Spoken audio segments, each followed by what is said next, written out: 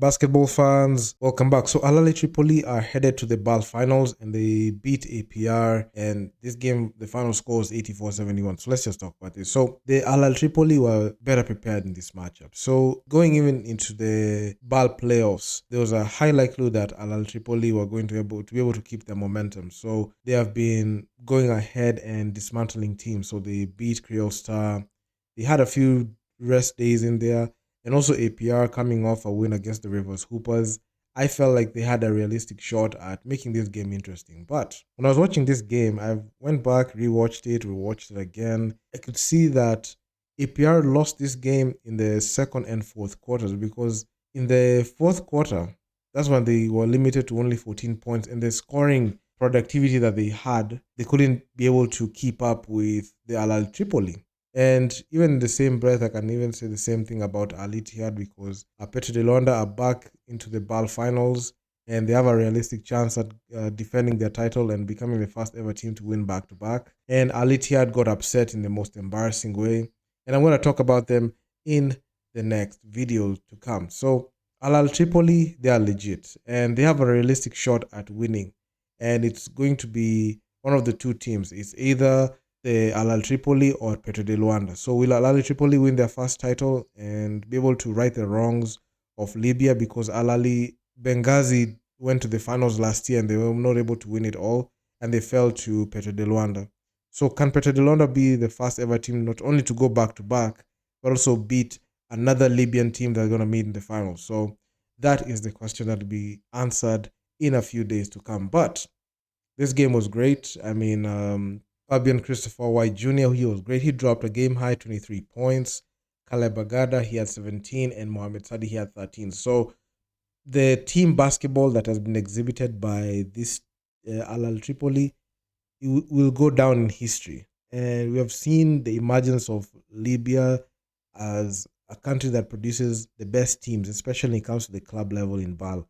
BAL season 4, Al Benghazi made it all the way to the finals, but they're not able to win it all. But this time, they have a realistic shot, not only to go ahead and win it for the country, but also for Al Tripoli to make history. So, Asemare, he had 9 boards. Fabian White Jr., he had 7. Mohamed Sadi had 4 boards in there. Then General Adams led in assists with 6 assists. So, I never counted out APR to begin with, because I felt like with a healthy Alodiar and the addition of Nuni Omot, we made this matchup interesting. But we could see from the jump, Alodiar was getting contained, and Al Tripoli made sure to stifle Alodiar's productivity, especially when it came to the front court, because Alodiar is a guy that he had the most impressive double-double streaks. And in this one, he was only limited to 13 points and 9 boards. So he was not able to be as athletic because he was getting guarded heavily. And when Al Tripoli caught on to the fact that this guy is very good and very productive and is able to knock down those shots, they're able to load up on him and also try to limit his productivity. And without him being able to even score and being able to grab those crucial rebounds, those second chance points, he was not that much of a threat. And Nuni Omot was all there up alone, because he's the only player in that APR side that had 22 points in the game, and all the others were Alodiar. They had less than 15 points. Alodiar had 13. Obadiah Noel was getting contained. He only had 13. And it just looks so difficult for APR to go ahead and do anything, because they were limited to a quarter low 11 points in the second quarter, and also a 14-point fourth quarter to finish off the game. So there was a very, very difficult chance of them being able to go ahead and do something. But all in all, give credit to Al Tripoli. This is the third time that Al Tripoli were meeting APR. And in the first matchup, it was damn near no contest, because APR got beat from pillar to post. Then the second matchup was decided by 4 points.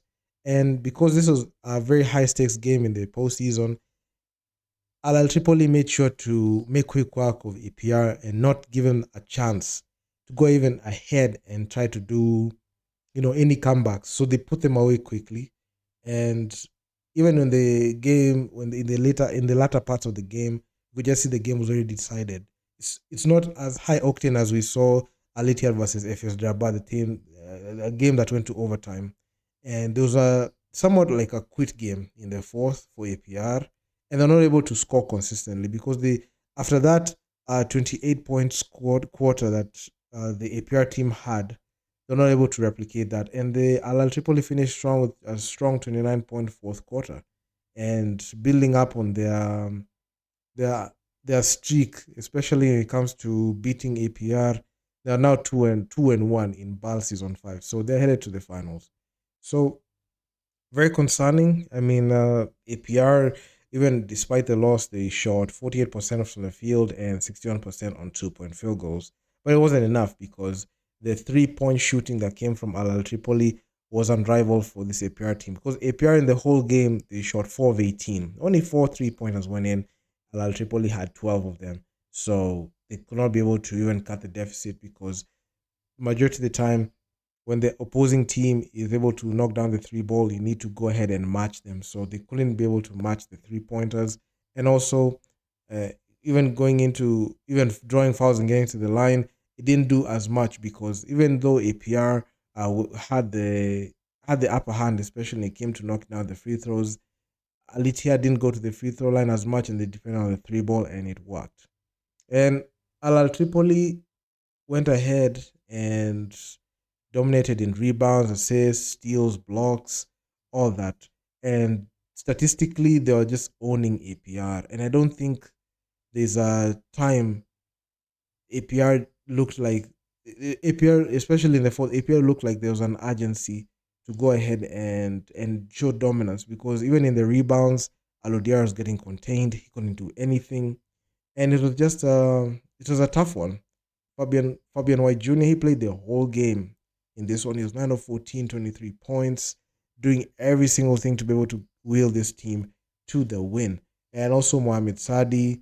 I was also monitoring John Jackie's Boise. He didn't have a good game at all because he was 2 of 8 and only 2 of 4 from downtown in 19 minutes of play. So he came off the bench in this one, and he was not required to do too much in this one. And you could see the main stars for the APR team were getting contained, even despite them playing heavy minutes. Because Jamal Randall, he played 35 total minutes. He only 13 points, 5 of his shooting. Didn't take a lot of shots in there. And he was 1 of 3 from downtown. Nuni Omot, 35 minutes played, 22 points. He was 7 of 10. He was the only guy that, even given the minutes that he had, he was somewhat efficient, but he didn't take too many shots like that because there was not enough productivity coming from from his teammates, especially Alodiar getting contained. And the game plan that the Al Tripoli had was just make sure Alodiar doesn't have a good game and just let Nuni Omot, even if he scores 22 points, it won't change anything because their scoring productivity is not there. They cannot manufacture 3-point shots, and you'd expect even a guy like Obadianol to do something, but he was 4 of 11 this game in 21 minutes of play, totally contained, and the glaring weaknesses were just showing, and there was no stopping it at all. So, giving credit to the Al Tripoli. I mean, they proved what we already knew. They were coming in as the top team, and APR coming in as the underdogs. Given like their previous matchups, there was no changing this outcome, and this was inevitable. Even before I made the predictions for the first round, but in this one I said, you know what, let me just hold back and see how this team plays.